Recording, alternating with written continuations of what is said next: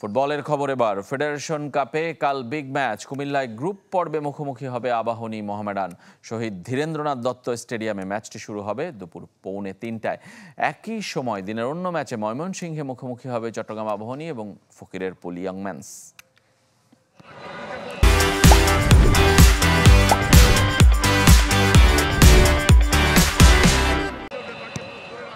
বছরের প্রথম ঢাকা ডার্বি, মৌসুমের দ্বিতীয়।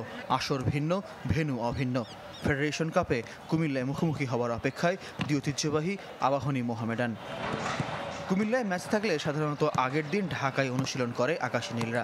এবার ম্যাচ ভেন্যুতে গিয়ে সোমবার শিষ্যদের চূড়ান্ত হয়ে প্রস্তুত করেছেন মারুফুল হক। নিয়ম করে মোহামেডানে অনুশীলন করেছে কুমিল্লায়।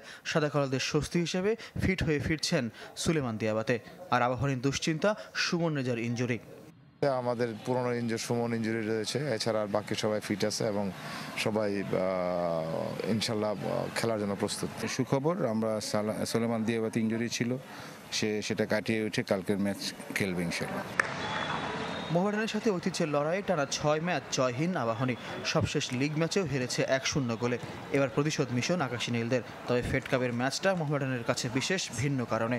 রহমতগঞ্জের কাছে হারায় গ্রুপ চ্যাম্পিয়ন হওয়ার মিশন কঠিন আলফাজ আহমেদের দলের। তাই আবাহনীর বিপক্ষে পূর্ণ পয়েন্ট চায় সাদা কালোরা। আমরা যদি জয়লাভ না করতে পারি তাহলে হয়তো আমাদের ফেডারেশন কাপে সেমিফাইনালে যাওয়া হবে না। অতএব আমরা সর্বোচ্চ দিয়ে কালকের ম্যাচ জয়লাভের জন্য মাঠে নামবো ইনশাল্লাহ। আমাদের চেনা প্রতিপক্ষ, সেই জন্য ওরাও আমাদেরকে জানে, তো চ্যালেঞ্জ তো অবশ্যই থাকবে।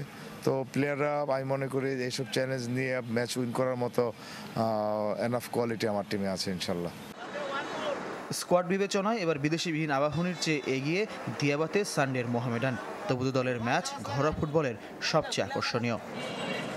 Desk report, channel 24।